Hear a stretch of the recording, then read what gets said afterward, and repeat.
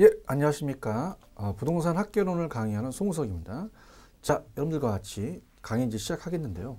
자, 첫 스타트 총론 파트예요. 자, 총론 파트. 자, 총론에서는 우리가 나온다면은 세 문제에서 한 네 문제가 출제가 돼요. 그래서 자, 우리가 번호를 매기겠습니다. 어디 나오는지 이제 보겠는데. 자, 첫 번째는 부동산 학이라는 게 나와요. 부동산 학. 그 부동산 학의 정의가 출제가 될 것이고요. 자, 근데 여기는 이제 출제가 거의 안 되거나 한 문제 정도밖에 배정이 안 됩니다. 자, 그럼 어디가 나오냐? 부동산의 개념입니다.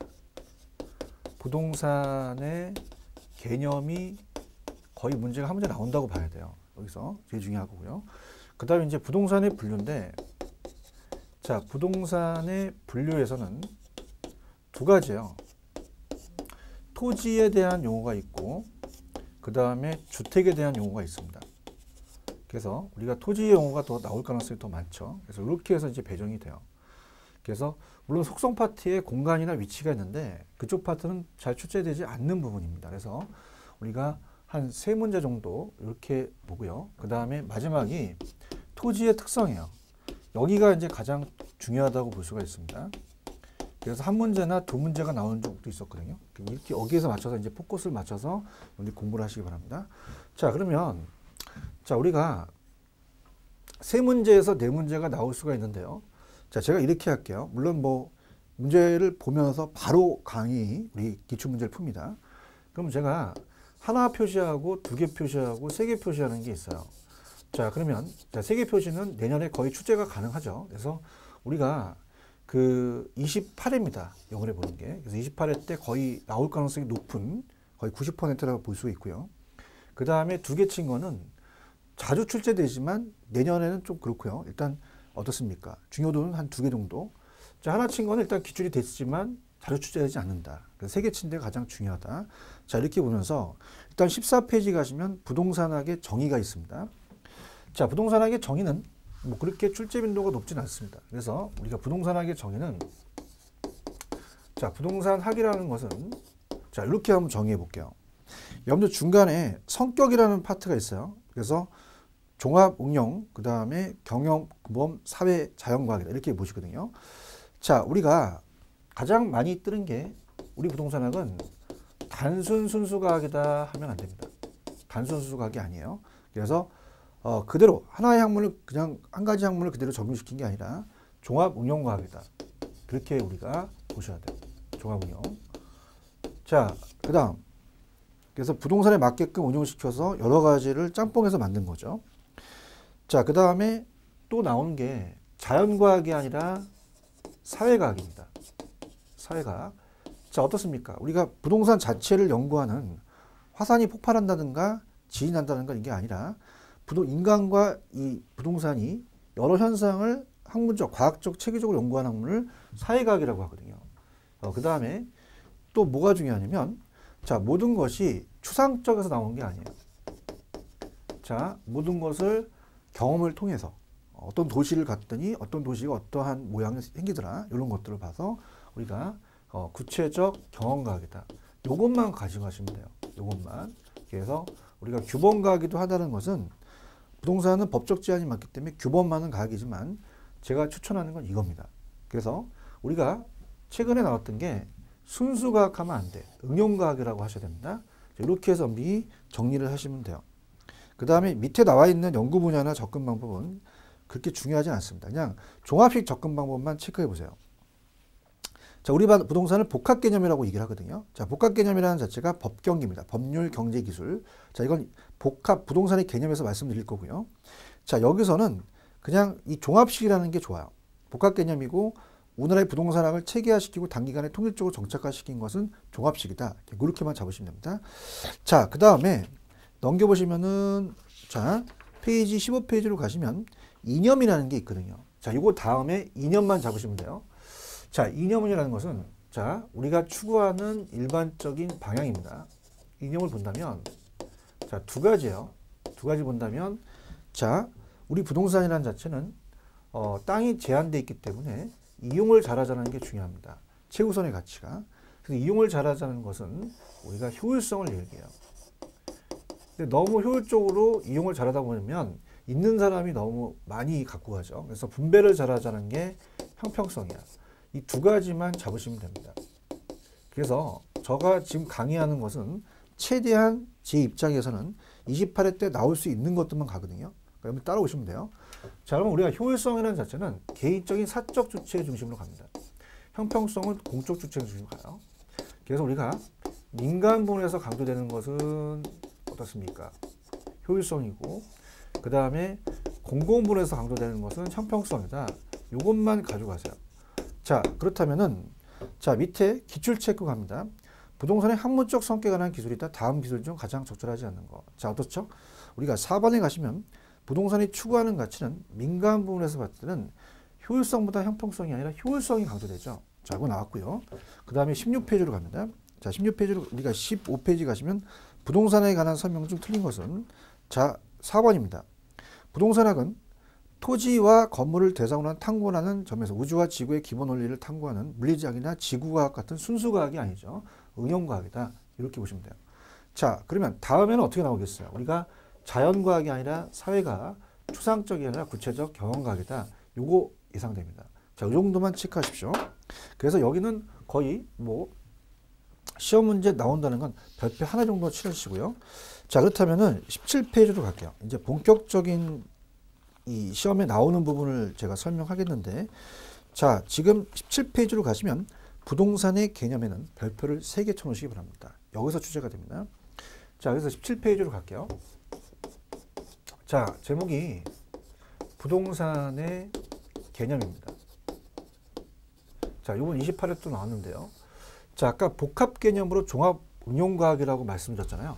그래서 복합 개념의 부동산이라는 게 참 중요합니다. 자, 그럼 우리가 복합 개념의 부동산이다. 자, 복합 쪽으로 본다. 복합 개념의 부동산이라는 자체를 우리가 체크를 해야 되는데요. 자, 부동산의 토지도 하나의 부동산으로 봐요. 토지도. 그럼 우리가 따라보세요. 법경기, 법률, 경제, 기술이 있습니다. 자, 세 가지로 볼 수 있어요. 법률적, 경제적, 기술적이라는 거죠. 그래서 우리가 3대 측면으로 본다면 법경기로 봅니다. 3대 측면. 근데 두 가지로 봐요. 2대 측면은 자, 우리가 요거는 무형이고요. 요거는 유형입니다. 형태가 있고 형태가 없다는 얘기죠. 자, 어떻습니까? 자, 우리가 예를 들어서 여러분이 만약에 저쪽 건너편에 있는 건물이 눈에 비쳐요. 눈에 비치는 것은 인간의 눈에 비치는 기술적인 측면을 본다는 거죠. 근데 자, 이게 얼마짜리인지 아니면 근저당 설정이 되어 있는지는 등기부등본을 띄워봐야 됩니다. 그러니까 무형이라는 건 형태가 없지만 인간의 생각이나 견해에 따라서 간다는 얘기죠. 그래서 우리가 3대 측면을 본다면 법경기로 봐야 되고 2대 측면을 간다면 무형과 유형으로 봐야 돼요. 자, 그렇다면 우리가 바로 들어가겠는데요. 자, 법경기를 따졌을 때 자, 토지도 우리가 하나에 본다면 자연물입니다. 자연이다. 자, 이건 눈에 비치는 거예요. 근데 경제적은 자, 인간 눈에 비치지 않지만 부동산은 자산 가치가 큽니다. 자산이라는 자체는 경제적으로 봐야 돼요. 자, 법률적은 뭐냐면 법에 나와 있다는 얘기입니다. 자, 토지라는 것은 부동산이라고 얘기하는 것은 자, 우리가 민법 법조문에 보시면 제99조 제1항에 토지 및 그 정착물은 부동산이라고 되어 있거든요. 자, 그럼 법에 나와 있다. 자, 그래서 우리가 토지 및 그 정착물이라고 합니다. 그럼 요거를 부동산으로 본다는 것은 자, 토지도 민법에 나와 있다는 거죠. 그래서 기술적이다, 물리적이라고 표현하는 것은 자, 하나의 우리가 눈에 비치는 거고요. 경제적은 돈이 되는 거고 법률적은 법에 나와 있다는 거 이렇게 잡으시면 돼요. 자, 그래서 자, 이렇게 해서 이제 우리가 시험 문제가 한 문제가 구성이 됩니다. 자, 그래서 이 기술적이라는 것은 눈에 비치는 거예요. 우리가 공간이라는 자체가 나중에 배우실 거지만 3차원 공간이라는 게 있거든요. 수평 공간이 있고 공중이 있고 지하가 있습니다. 눈에 보이죠? 자연은 하나, 우리가 토지는 자연물이고 그 다음에 토지도 하나의 환경으로 볼 수 있어요. 자연환경. 근데 위치에 따라 다릅니다. 자, 이런 것들은 다 우리가 어떻습니까? 물리적으로 들어가요. 물리적으로. 자, 근데 어떻습니까? 토지는 하나의 자산 가치가 있고요. 또 토지를 투자하게 되면 자본 증식이 사용될 수 있고, 자, 토지를 어떻습니까? 하나 그 건설회사가 어떠한 건물을 만들려면, 주택을 만들려면 토지가 하나의 생산 요소로 들어갑니다. 자, 토지가 하나의 생산 요소라는 것은 생산 요소의 3요소가 토지, 노동, 자본이 있거든요. 그러면 생산 요소이면서 생산재이기도 하고요. 우리가 토지를 생산하기 위해서는 생산 요소지만 우리가 어떻습니까? 이거를 휴양지로서 아니면 이제 그 직원들 휴양지로서 사용할 수 있으니까 소비재로 사용할 수도 있다는 거죠. 그 다음에 이 주택을 내다 팔면 상품이기도 하죠. 자, 이것을 어떻습니까? 내다 팔게 되면 돈을 받죠. 자산과 자본은 돈이거든요. 그래서 이렇게 해서 경제적이다. 이렇게 보시면 돼요. 자, 그래서 이렇게 우리가 배정이 돼 있다는 거 그렇게 보시면 되고요. 그 다음, 자, 우리가 토지 및 그 정착물은 민법이죠. 그걸 협의라고 합니다. 협의의 부동산은 좁게 보는 거죠. 그래서 좁게 보는 것은 민법까지만을 얘기를 해요. 민법. 근데 광의라는 게 있습니다. 자, 광의는 넓게 봅니다. 광의 부동산은 넓게 봐서 우리가 협의의 부동산을 광의에 들어갑니다. 그러니까 협의 부동산이 들어가고 여기에 의제 중부동산이라는 게 있어요. 자, 의제 중부동산이 조금 여러분들 어려운데요. 접근을 해보면, 자, 동산과 부동산이 있어요. 동산은 움직이고 부동산은 움직이진 않습니다. 자, 그러면은, 자, 우리가 부동성이라는 자체는 아리울자 써서 이동하지 않는다는 얘기죠. 그럼 둘 다 공시한다는 건 똑같아요. 여기 쓰고 계시는 볼펜은 여러분 거 맞죠? 점유로서 공시합니다. 공시 방법이 틀립니다. 자, 부동산은 어떻습니까? 움직이지 않으니까 우리가 부동성이라는 특성 때문에 움직이지 않으니까 어때요? 권리를 이전시켜야 돼요. 그 때문에 우리가 등기를 해야 되죠. 기록 올려야 됩니다. 자, 그래서 공시 방법이 달라요. 근데 우리가 그 정착물이라는 자체는 그 정착물로 계속적으로 정착이 돼야 되는데, 자, 자동차를 한번 보세요. 자동차는 비정착물입니다. 움직이거든요. 자동차는. 그렇다면 동산으로 봐야 된다면 어떤 일이 벌어지냐면, 여기 주차장에다 세워놓으면 누군가 와서, 저 같은 놈이 와서 어머, 이거 내 거야. 내가 점유할 거야. 그러면 큰일 나버리지. 그리고 집에까지 끌고 들어가야 돼. 그죠? 안방까지. 그래서 자동차도 등록증이라는 게 나와요. 그럼 공시수단을 갖췄죠. 그럼 자동차도 부동산의 준하에 의지한다는 겁니다. 근데 그것이, 자, 민법은 협의까지가 민법이고요. 자, 민법이 협의라면 중부동산은 개별법입니다. 그래서 법을 조금 넓게 봤다는 거죠. 그래서 광의 부동산에 들어간다는 얘기입니다. 그래서 토지 및 그 정착물은 협의만 들어가는 게 아니라 광이 들어가지만 의제 부동산은 협의는 절대 들어가지 않습니다. 왜? 민법이 아니니까요. 그래서 개별법이니까 광의만 들어간다. 이렇게 정리하시면 돼요. 자, 그래서 자, 우리가 법경기라는 거, 우리 지금 기술적은 자연, 공간, 위치, 환경, 유형 쪽이고, 자, 자산, 자본, 생산 요소, 소비재, 생산 요소이기도 하고 소비재이기도 하고요. 우리가 공을, 놀이터 같은 거를 이용할 수 있죠. 자, 그 다음에 상품, 거래가 되니까. 자, 법률적으로 어떻게 돼요? 협의부동산은 민법까지니까 토지 및 그 정착물이고, 광의는 협의부동산에다 중부동산을 합칩니다. 그래서 법을 넓게 봤죠. 자, 그 다음에 정착물이라는 건 이따가 제가 해드릴 거고요. 먼저 어디부터 보시냐면 페이지 19페이지로 가볼게요. 좀 전에 제가 중부동산이라고 말씀드렸죠. 중부동산은, 자, 그 성질상 원래 이 자동차는 민법상 부동산을 볼 수가 없습니다. 그 재화의 성격이나 관리 입장에서 물권 변동을 위한 공시 방법을 갖추죠. 그래서 등록을 합니다. 그러면 어떻습니까? 이것도 하나의 부동산으로 간주한다는 겁니다. 자, 그러면은 각각 개별법에 나와 있어요. 그래서 이 감정평가의 대상이 되기도 합니다. 저당권 설정도 가능하고요. 중개의 대상이 되기도 하죠. 자, 그래서 자, 선박은 선박 등기법에 의해서 20톤 이상, 어권은 수산업법, 고기를 잡을 수 있는 권리고요. 건설기, 자동차, 항공기도 다 저당법이라는 게 있거든요. 그 다음에 공장재단, 강업재단이라는 것은 공장재단, 강업재단 및 우리가 어떻습니까? 그 저당법에 대해서 우리 개별법이 있는데, 자, 공장재단이라는 것도 한번 나와줬어요. 자, 공장재단이라는 것은, 자, 들어보세요. 자, 공장이라는 것은 토지만 있는 게 아니라 건물도 있습니다. 그 다음에 거기에 또 기계가 있고 여러 가지 우리가 어떻습니까? 여러 가지 이제 권리가 있죠. 그래서 이거를 공장 재산의 집단이라고 합니다. 그래서 이것도 개별법에 나와 있겠죠. 그래서 법률적으로 본다. 이렇게 보시면 됩니다. 자, 그러면은 자, 시험 문제는 어떻게 나올까라는 자체. 그래서 약간 제가 제가 소위 말하면 약간 편법이거든요. 제가 이제 야매라고 얘기를 하는데. 자, 그래서 여러분이 좀 재밌게 들어보시면요. 자, 들어갑니다. 자, 우리가 20페이지에 대해서 문제를 확인할 건데요. 자, 어떻습니까? 자체적으로 우리가 작년에도 나왔지만 좀 재미있게 간다면 자, 우리가 경제적은 시옷이 들어가요. 자, 얘와 얘를 바꿔낼 가능성이 있거든요. 그러면 자산도 시옷 들어가고 생산요소, 소비재, 상품도 시옷 들어가죠. 근데 자본이라는 자체는 또 야매가 예외가 있으니까 자산이라는 자체가 이건 적어놓어도 좋습니다. 자, 우리가 투자론에서 나오는데 자, 대차도표에 의해서 차변과 대변이 있어요.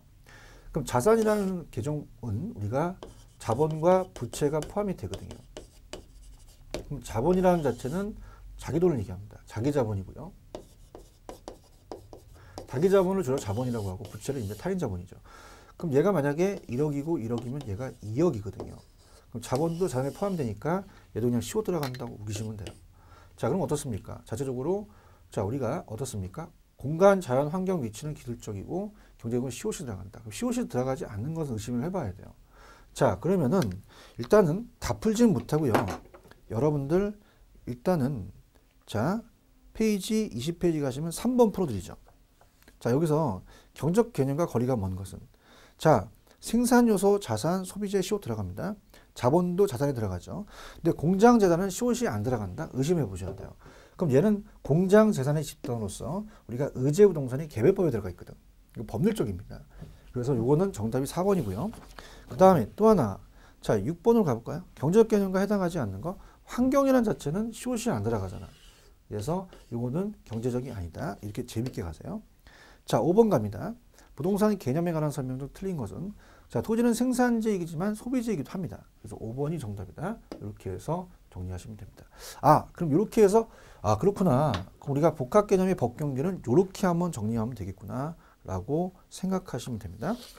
자, 그 다음에 전체적인 틀을 본다면 교재로 가셔서 이제 복합 개념의 부동산이라는 걸 봤어요. 자, 그러면은 19페이지로 한번 가죠. 자, 19페이지로 가시면 자, 여러분이 이제 뭘 제가 구분할 거냐면요. 자, 아까는 복합 개념의 부동산. 자, 우리가 부동산을 개념으로, 세 가지 개념으로 본다는 얘기예요. 법경기로서. 복합 개념으로 다루는 거고. 자, 우리가 19페이지로 가시면 복합 부동산이라는 게 있어요. 자, 복합 부동산은 개념이 빠집니다. 그래서 복합 부동산이라는 단어가 여러분들 여기서 잡으실 게 자, 원래 자, 요 다음 시간에 제가 말씀드리겠지만 우리가 민법상 토지 및 그 정착물이라는 그라는 것은 그녀가 아니라 토지거든요. 토지 정착물은 어떻습니까? 토지하고 건물이 있는데 자, 건물은 토지와 별개로 봅니다. 따로따로 봐라. 별도 등기가 되거든요. 그럼 완전히 독립된 거죠. 그 복합부동산은 어떻습니까? 토지와 건물을 일체로 보는 거거든요. 그럼 일체로 보기 때문에 법적으로는 우리가 복합부동산을 인정하지 않습니다. 근데 활동상에는 인정을 해요. 활동상. 자, 우리가 거래 활동할 때나 아니면 평가 활동할 때 토지 건물 같이 우리가 넘어가죠. 특히 이제 감정 평가할 때는 일괄 평가를 하거든요. 그래서 이때는 인정을 하기 때문에 법정이 아니라 활동상이다. 그래서 복합 개념과 얘는 달라요. 복합 개념의 부동산은 법경기로서 유용과 무용에 대한 부동산학 관점이고 복합 부동산은 활동상의 개념입니다. 그래서 밑에 보시면은 원래 독립된 거래의 개체가 된다. 토지와 건물은 별개예요. 이걸 결합된 상태로 본다는 것은 활동의 대상이죠. 자, 그래서 특징을 보시면은 일괄평가입니다. 평가할 때. 그래서 법경기에 대한 이번에 보시면 복합 개념과 또 주상복합 건물처럼 우리가 복합 건물이라는 게 있어요. 그래서 우리가 복합이라는 게 들어가는데 주상이라는 게 생략이 되죠. 주상복합 건물이라는 것은 자, 한 건물에 주거용과 상업용이 같이 있죠. 특히 1층에 상가가 있겠죠.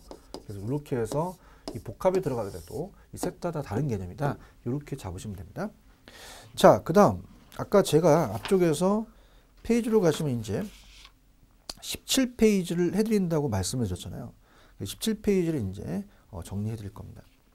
자, 그래서 우리가 이제 17페이지 가시면은 정착물이라는 단어가 있어요. 그래서 이제 여기가 이제 시험제인데요. 아까 토지 및 그 정착물이라고 말씀드렸죠. 자, 그러면 이제 세부적으로 들어가겠습니다. 자, 이 민법에서는 그 정착물이에요. 그는 그녀를 얘기하는 게 아니라 토지 정착물을 얘기하죠. 자, 그래서 우리가 민법에서 얘기하는 정착물하고 거기 영어로 픽처라고 돼 있죠. 픽처. 픽처에 대한 개념은 학문적 접근이 약간 틀립니다. 그래서 우리가 시험 문제 나왔던 개념하고 같이 묶어서 한번 보겠는데요. 자, 민법에서는 토지 및 그 정착물, 토지 정착물을 얘기합니다. 그래서 우리가 토지 정착물을 얘기하는 게 민법이에요. 민법. 그래서 민법상 토지 정착물을 얘기하죠. 자, 그래서 우리가 어떻습니까? 민법에서는 두 가지입니다. 자, 우리가 토지에 독립물이 있고 토지에 종속물이라는 게 있습니다. 독립물은 건물이 대표적이에요. 우리나라 토지와 건물을 별도 등기합니다. 그럼 건물은 별도 등기가 되거든요. 근데 종속물은 토지의 부속물이죠. 일부가 돼버려요. 그래서 토지 소유권 내용에 이 토지 소유권이 이제 어디 갔습니까? 미치면서 같이 따라가는 거죠. 그러니까 여러분이 보세요. 담장이나 축대를 별도 등기한다는 얘기를 못 들으셨잖아요. 그러니까 토지 하나의 일부가 되어버립니다. 이렇게 해서 두 가지로 나눕니다. 독립된 게 있고 독립되지 않는 게 있어요. 자, 그렇다면은 일단 민법상 자, 밑에 보시면은 정착물에 대한 유형이라는 게 있습니다. 자, 토지와는 독립된 거와 일부가 있거든요. 자, 독립된 정착물은 토지 소유권 내용이 포함되지는 않습니다. 독립되어 있으니까. 그럼 얘는 건물이 대표적입니다. 그 다음에 수목도 임목법에 의해서 등기된 임목, 소유권 저당권이 되죠. 명인방법이라는 자체는 우리가 어떻습니까? 홍길동 이렇게 해서 표차를 적어 놓죠. 명인방법을 구비한 수목이라든지 미분리 가시, 권원에 의해서 타인의 토지에 재배되고 있는 농작물은 다 독립된 걸로 봐요. 자, 그러면서 자, 토지의 일부가 되는 것은 토지의 소유권 내용이 포함이 됩니다. 담장이나 축대 같은 거는 별도 등기가 안 되죠.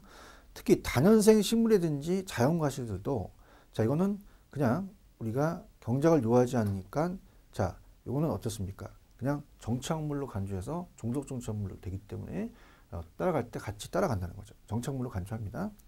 자, 그렇다면은 이따 하고 나서 보게 되면 좀 어려우니까요. 제 강의에 대한 이쪽 파트에 대한 특색은 바로 문제로 확인하는 게 좋거든요. 자, 그래서 여러분들 어디를 추천해 드리냐면 아까 페이지를 가시면은 기출문제 뒤쪽으로 가시게 되면은 자, 페이지 우리가 22페이지입니다.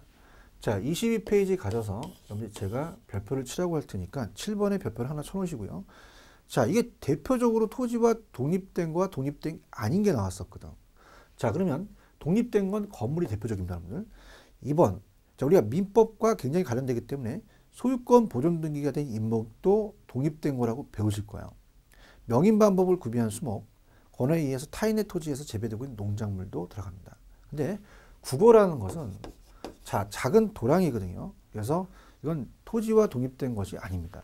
토지 일부가 된 거죠. 그래서 요거는 이제 나중에 공시법 시간 2차 과목에 28가지 지목을 배우시거든요.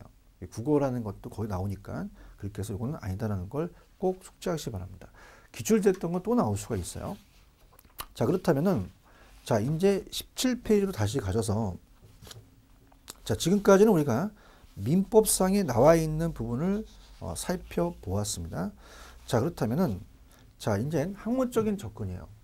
자, 그래서 우리가 그 민법에서 나오는 정착물이 아니라 자, 부동산 정착물을 보겠습니다. 자, 부동산 정착물이라고 하는 것은 학문적인 접근이라는 개론에서 나오는 개념이기 때문에 자, 영어가 있어요. 거기 보시면 여러분들 정착물이 픽처라는 게 있습니다. 자, 이걸로 이제 말씀을 드려볼게요. 자, 고정되어 버린 물건입니다. 자, 그래서 원래 건축자재였어요. 철근이라는 것은 동산이었습니다. 자, 근데 어떻습니까? 요게 토지와 아니면 건물에 설치돼서 부동산의 일부가 되어버린 물건. 자, 고정시킨다. 픽스. 자, 픽처라는 것은 고정된 물건을 얘기합니다. 그래서 이 동산이었으나 부동산에 고정되어 버리면 부동산의 일부로 취급한다는 거죠. 철근은 원래 건축 자재였으나 지금 여러분 여기든 여러분이 지금 있으신 곳이든 옆에 벽에 철근이 있습니다. 그러니까 철근은 원래 이 건축 자재였으나 건물에 설치됨에 따라서 분리될 수 없게 일반 부동산 일부로 되어버린 거죠. 그럼 정착물로 간주한다는 거. 다 이런 것들이 이제 시험 문제입니다. 자, 그러면은 자, 우리가 민법이든 아니면 개론에서 나오는 것이든 자, 그 정착물이에요. 그럼 토지에 계속적으로 정착이 돼 있어야 됩니다. 자, 그러면 어떻습니까? 자체적으로 계속적으로 정착이 돼 있어야 되기 때문에 자, 어떤 표현이 나오면 안 되냐면 일시적인 표현이 나오면 절대 안 됩니다. 그래서 항구적이라든지 영구적이라든지 아니면 계속적으로 정착이 되어 있어야 됩니다. 이렇게 된다는 거 꼭 기억하시기 바랍니다. 자, 그럼 어떻습니까? 우리가 1번에 가시면 항구적이나 영구적이라는 게 중요하죠. 그래서 그 의도로 설치되거나 분착됨에 따라서 부동산의 일부가 되어 분리할 수 없게 되는 물건을 말한다. 이렇게 보시고요. 자, 그 다음에 나머지 거는 그냥 한번 읽어보세요. 제가 나오는 것만 좀 갈게요. 자, 그 다음 18페이지로 가시면은 정착물에 대한 구분 기준이 있어요. 자, 그래서 이 건축 설비라고 얘기를 합니다. 그래서 우리가 보통 학교론에서 얘기한 학문적인 접근은 토지 정착물보다는 건물 정착물이에요. 건축 설비죠. 자, 그래서 거기에 대한 구분 기준이 있습니다. 구분 기준을 가지고 우리가 이제 한번 따져본다면요. 자, 첫 번째 보시면은 자, 1번의 부동산의 부착 방법이에요. 부착 방법. 부착 방법이다. 라고 한다면 자, 손상입니다. 자, 여러분이 지금 계신 곳에 벽에 시계가 달려 있을 거예요. 시계를 띈다고 해서 건물에 우리가 손상을 안 줍니다. 저건 동산입니다. 근데 벽난로가 집에 있어요. 벽난로를 부셨어. 물리적 손상을 주면 정착물이라는 거죠. 자, 그렇지만은 그것이 물리적 손상만 아니라 기능적도 포함이 된다는 겁니다. 예를 들어서 지금 여기 형광등이 있습니다. 형광등 원래 전파사에서는 동산이었습니다. 근데 건물에 정착이 돼 있죠. 자, 이걸 띄게 되면 건물에 금은 안 가요. 그러나 효용이 떨어집니다. 효용에 대한 손상도 정착물로 간주한다는 얘기예요. 그래서 물리적으로 제거가 불가능하면 정착물로 취급됩니다. 한편 물리적으로 제거 가능하더라도 기능적으로 건물의 효용을 제한한다면 정착물로 간주한다는 거죠. 자, 2번. 자, 동그라미 2번에서 얘기하는 건 뭐냐면 자, 특정 위치나 용도에 맞도록 그렇게 개작이 돼 있대요. 그러면 우리가 처음부터 성격이라는 겁니다. 성격. 자, 처음부터 그 부동산에 맞게끔 용도에 맞게끔 제작이 된 거기 보시면 어떻습니까? 항구적으로 설치된 것으로 간주된다는 거죠. 그래서 그런 것들이 이제 우리가 정착물로 보고요. 그 다음 자, 4번과 3번을 엮어보시면 자, 4번에 대해서는 관계입니다. 자, 관계를 본다면 자, 여기 이제 잘 나오는데요. 자, 우리가 건물주가 임대인이에요. 그 임대인이 임대 활동을 한다는 것은 자기가 건물을 갖고 있을 때까지 가는 거죠. 항구적입니다. 근데 자, 임차인 정착물이 있어요. 임차인 정착물. 그래서 임대인 정착물과 임차인 정착물은 다르다는 거죠. 자, 임대차는 보통 2년이면 다시 철거를 해야 됩니다. 자, 얘는 일시적이기 때문에 동산을 봐야 돼요. 그래서 임대 정착물은 정착물, 부동산 정착물 봐서 부동산이지만 임차인 정착물은 동산입니다. 자, 그러면 약간 편법으로 가겠습니다. 대와 차이점이죠. 차는 동산이죠. 이렇게 해서 가시면 됩니다. 그래서 임대인과 임차인의 관계에서 임대인 설치한 물건은 부동산 정착물 가져도 되지만 임차인은 동산이다. 자, 아직까지는 출제가 안 됐는데요. 그 위에 보시면 혹시 매도자와 매수인 관계가 될 수 있어요. 일단 계약이 끝났기 때문에 정착물인지 아닌지 분명할 때는 정착물로 간주해서 매수자 거로 넘어갑니다. 자, 그 다음에 다른 것도 아직 출제가 안 됐지만 여기 보시면은 자, 어떻습니까? 아까 그 뭐 특정 위치나 용도에 맞게끔 제작된 어떤 조화 및 정도 또 당사자가 의도가 우리가 어떻습니까? 이 건물에 대한 가치를 증진시키기 위해서 뭐 에어컨을 설치해줬다 이런 것도 정착물로 보고요. 자, 그 다음에 어떻습니까? 그 밑에 가시면은 당사자 합의나 계약이 없을 때는 법적 구문으로 가요. 근데 당사자 간에 간에 협박한 합의나 계약이 있을 때는 그걸 따른다는 얘기죠. 자, 그 다음에 6번은 아직까지 출제가 안 되는데 경제적 가치가 비싸다 싸다 고가성. 자, 갑니다. 자, 우리가 물방울 다이아몬드는 동산이지만 비싸잖아요. 그럼 비싸면 무조건 정착물이고 싸면 동산이라는 거 아니죠. 그래서 경제적 가치나 고가성은 구분 기준이 아니라는 얘기죠. 설치 비용, 물건의 모양, 이런 거, 설치 장소 상관이 없다는 얘기예요. 그 다음에 아까 동산과 부동산은 동산은 점유로 하고 부동산은 등기로 해서 공시 방법이 틀리지만 둘 다 공시한다는 건 구분 기준이 아닙니다. 이렇게 보십니다. 근데 이제 대부분 제가 아까 얘기한 것 중에서 거의 시험 문제가 나와요. 그 다음 밑에 임차인 정착물은 제가 동산이라고 얘기를 했죠. 그래서 동산이라는 거 꼭 기억을 하시고요. 그 다음에 이제 동산에 들어가는 것들이 이제 여러 가지가 있어요. 그래서 우리가 요 3종 세트. 자, 동산의 3종 세트가 굉장히 중요합니다. 그래서 임차인, 차는 동산이다. 임차인 정착물은 동산으로 들어가요. 자, 그 다음에 자, 거기 밑에 보시면은 판잣집이라는 게 있습니다. 자, 판잣집은 뭐예요? 우리가 일단은 붙어 있습니다. 토지에. 그렇지만은 조만간 철거가 할 거죠. 그 다음에 가식 중의 수목이라는 자체도 자, 임시로 심은 묘목이에요. 일단 키웠다가 본식하거든요. 헐어버린 건축물 다 동산입니다. 근데 경작 수확물이라는 게 시험에 나왔었어요. 자, 그래서 위에 우리가 토지의 일부로 취급되는 정착물이라는 게 있었죠. 자, 그래서 자, 일단은 임차인 정착물은 동산에 들어가고요. 자, 그 다음에 어떻습니까? 좀 전에 봤던 가식 중의 수목 또 동산이고 경작 수확물도 동산에 들어갑니다. 자, 그래서 자, 여기 이제 이렇게 보세요. 아까 맨 위쪽에 있었던 토지의 일부로 취급되는 자연과실이라는 것이 있었어요.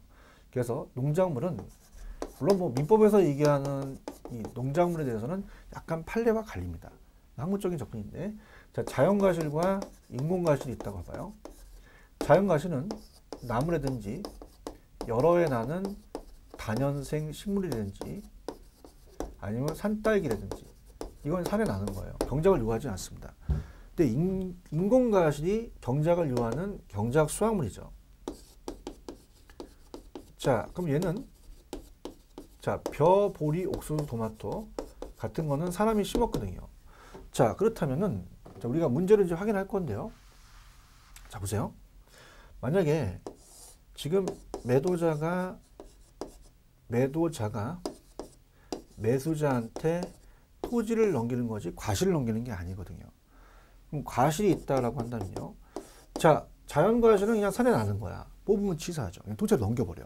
그럼 정착물로 간주하기 때문에 자, 맨 위에 가시면 나무나 다단생 식물은 자연과실로서 종성물로서 토지의 일부가 되니까 정착물로 간주해서 우리가 어떻습니까? 함께 넘어가요. 자, 그런데 경작수확물은 경작을 요하기 때문에 이거는 뽑는다고 치사하지 않죠. 그래서 따라합니다. 뽑고 넘긴다. 뽑았으니까 경작수확물은 동산에 들어간다는 3종 세트에 이렇게 들어간다는 얘기죠. 자, 그래서 일단은 여기까지 끊고요. 문제를 풀어봐야 됩니다, 여러분들. 자, 일단은 뭐 거의 이제 마무리되는 것 같아요. 그래서 20페이지로 가시면 자, 우리가 일단은 여러분들 이렇게 보세요. 요약 강의하고 기출문제를 같이 묶이는데 지금 강의는 어떻습니까? 요약에 대해서 맛만 보여드리는 거예요.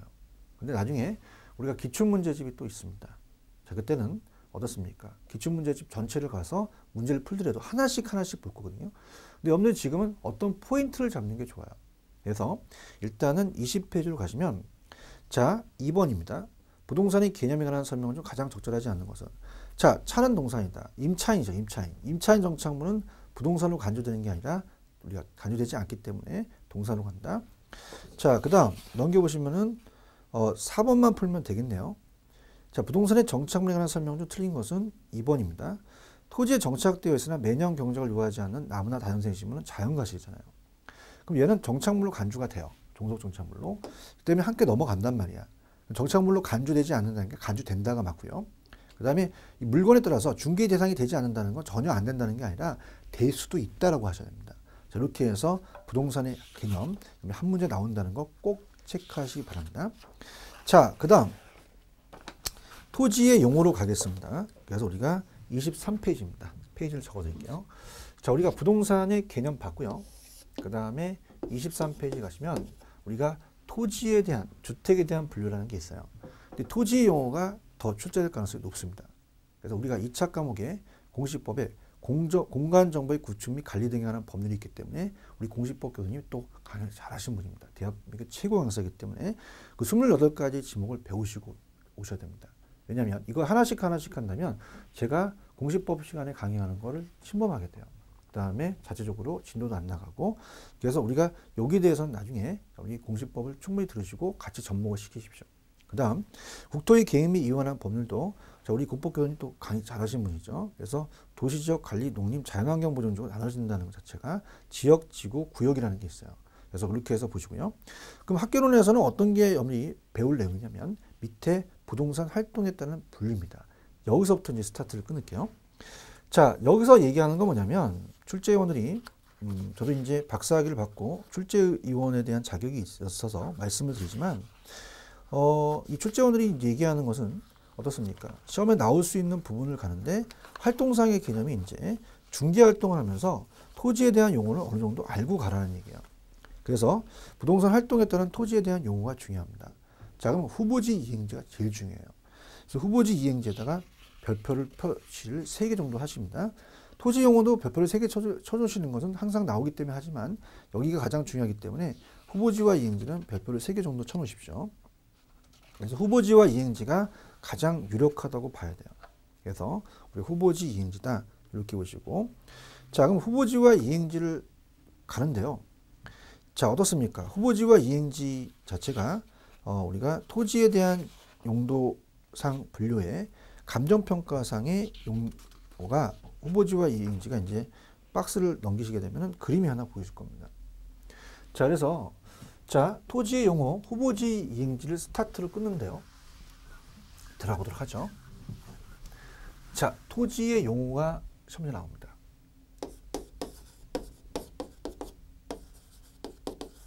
자, 그래서 어떻습니까? 우리가 지금 보시는 후보지와 이행지가 첫 스타트인데요.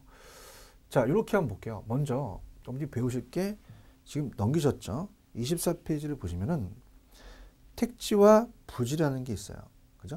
그럼 우리가 부지라는 게 한번 시험에 나왔었거든요. 부지는 건축할 수 있는 토지는 물론이고 건축할 수 없는 토지를 모두 일컫는 포괄적인 개념입니다. 근데 택지라는 것은 감정평가상의 용어로서 우리가 건축할 수 있는 용지로서 주거용, 상업용, 공업용을 얘기를 해요. 그럼 부지가 더 넓은 개념이죠. 부지와 택지는 잡으셔야 됩니다. 그래서 우리가 택지는 건축물을 건축할 수 있는 토지로서 주거, 상업, 공업으로 이용지구나 이용 가능한 땅이다. 부지는 건축용지만이 아니죠. 택지보다 좀 넓은 개념입니다. 자, 우리가 부지는 일정한 용도에 사용되고 있는 바닥토지, 하천부지, 철도용 부지는 건축이 불가능하죠. 포괄적인 용어다. 그렇게 가져가시면 됩니다. 자, 그 다음에 자, 우리가 그럼 후보지와 이행지를 이제 우리가 공부를 하실 텐데요. 자, 밑에 보시면 대지라는 게 있어요. 근데 대지는 출제 빈도가 좀 낮습니다. 그래서 이 대자가 대신할 대자에다가 흑도자를 써서 집터로서의 터대자예요. 그래서 이 공법 시간에 건축법상은 감정평가 용어인 택지와 유사하지만 2차 과목에 공간정보 및 관리 등에 관한 법률에 의해서 대지가 지목을 대라고 얘기하거든요. 그죠?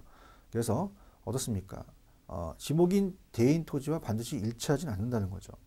그래서 우리가 요거는 출제 빈도가 좀 낮기 때문에 어떻습니까? 요거는 그냥 그렇게만 가져가세요. 그래서 학개론에는 여기까지만 좀 출제가 됩니다. 그 다음 후보지와 이행지가 중요하다고 얘기했죠. 후보지 이행지 중점적으로 강의를 해보겠습니다. 후보지와 이행지입니다. 자, 그럼 후보지와 이행지를 가지고 우리가 강의를 해본다면, 자, 택지, 농지, 임지지역이 있죠. 그래서 택지지역은 조금 여러분들이 그 밑에가 좀 오타가 났네요. 죄송합니다. 자, 택지지역은 3가지가 있어요. 주거용, 상업용, 공업용 있죠. 그래서 공업까지가 택지예요. 여기까지 좀 끊어주세요. 그 다음에 우리가 농지지역이 있습니다. 자, 농지지역은 전답 과수원까지입니다. 전답 과수원. 전답 과수원. 자, 우리가 반론 과수원이라는 얘기 들어보셨죠? 저 이렇게 보시고요. 그 다음에 임지지역은 나무 심는 땅이에요. 그래서 용재림과 신탈림, 경재림까지 묶어보세요. 그래서 용재림은 염려 안 제기시는 채권상 가구의 목재 만드는 게 용재림이고, 자, 겨울철에 땔감 떼는 목재는 신탈림입니다. 그러니까 잣나무처럼 경제 효과가 나타나는 것이 경재림이다. 이렇게 보십니다. 자, 그럼 후보지와 이행지는 어떻게 염려인지 구분이 되냐면, 자, 들어갑니다. 자, 농지에서 택지로 바뀌었어요. 바뀌는 과정 중의 토지를 얘기합니다. 과정 중. ing죠. 그럼 전이라고도 그렇고 후라고도 그래요. 그래서 이걸 택지 후보지라고 얘기하거든요. 자, 그래서 두 가지입니다. 우리가 임지가 농지로 택지가 바뀐 게 값어치가 굉장히 유용성이 높다고 시험 문제가 나왔었거든요. 그럼 농지에서 택지로 바뀐다는 것은, 자, 전체적인 지역 상환에 바뀝니다. 지역 상환. 그래서 이거는 크게 바뀐다 해서 대분류라고 얘기합니다. 근데 이행지는, 자, 지역 상환이 아니라 그 지역 내에서 바뀌어요. 지역 내. 그래서 지역 내에서 바뀌면 작게 바뀌기 때문에, 그러니까 이렇게 세로로 바뀌면은 후보지가 되고요. 이렇게 가로로 바뀌면 이행지가 됩니다. 이렇게 바뀌면요. 자, 그래서 이건 지역 내에서 바뀌면은 이행지가 됩니다. 그래서 이거는 소분류가 됩니다. 소분류.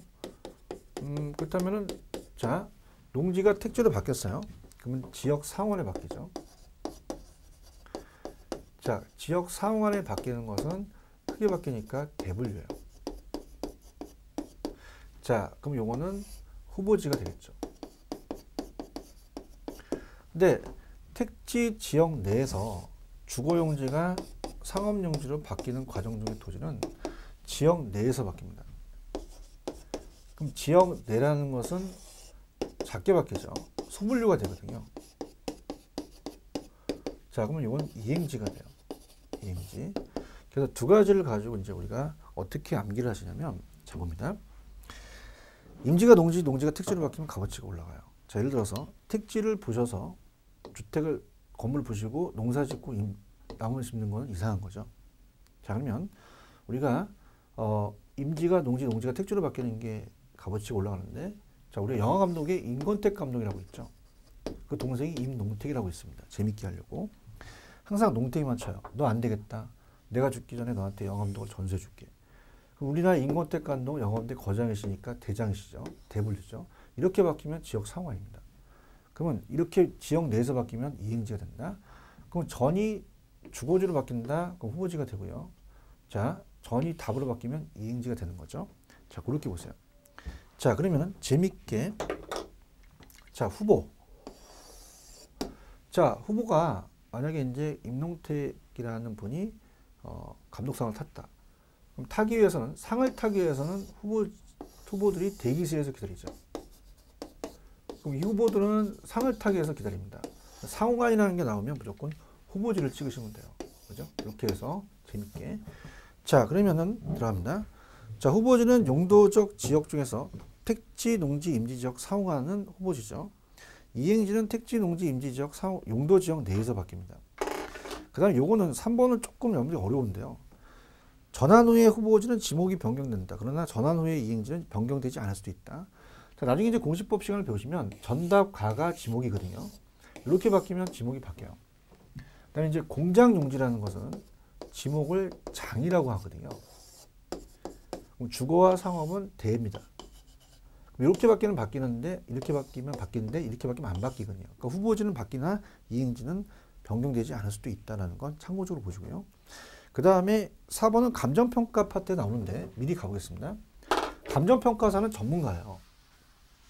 전문가이기 때문에 우리가 보통 평가라는 것은 원칙은, 자, 성숙도가 높아서 빨리 바뀝니다. 이행되는 속도가. 그럼 우리가 빨리 바뀌면 당연히 후로 가는 게 원칙입니다. 전이 아니라 후로 간다. 그래서 항상 장래를 보기 때문에 평가사는 후로 갑니다. 근데 예외가 있어요. 자, 성숙도가 낮아서 10년째 안 바뀌고 있어. 짜증나. 그럼 농지를 보죠. 그럼 전으로 가거든요. 자, 이렇게 해서 한번 보신다면, 자, 그럼 어떻습니까? 예를 들어서 갑돌이가 고시생입니다. 제가 지금 신림동에서 감정평가사로 강의를 하거든요. 고시생들이 많아요. 그럼 우리가 판사와 검사가 되고 싶대요. 자, 그럼 어떻습니까? 바뀌는 과정 중이란 말이야. 그러면 을순위가 따라잡혀. 그러면서 우리가 지금 판사와 검사의 후의 가치가 있다는 거죠. 얘가 지금 추리닝 입고 다니고 푸석푸석하고 머리도 막 흐트러지고 고생인데 그럼 얘가 막 갖다 바치지. 판사 검사 가치가 있으니까 그 후로 가는 게 원칙인데 그러면 이 쓰레빠가 지금은 승용차로 보이고 자, 이 추리닝이 고급 저택으로 보인다는 거죠. 근데 10년째 안 바뀌어. 짜증나. 오늘 딱 봤더니 승용차가 아니라 쓰레빠로 보이죠. 전으로 간다는 얘기예요. 자, 이렇게 해서 우리가 원래 전환 후의 용도로 하는 것이 원칙인데 성숙도가 낮으면 전환 전의 용도로 기준한다. 이렇게 보시면 됩니다. 자, 그래서 그렇게 우리가 토지 용어 후보지 의향지까지만 하고 조금만 쉬었다가 우리가 나지 건부지로 들어가도록 하겠습니다. 자, 조금만 쉬었다 가시죠.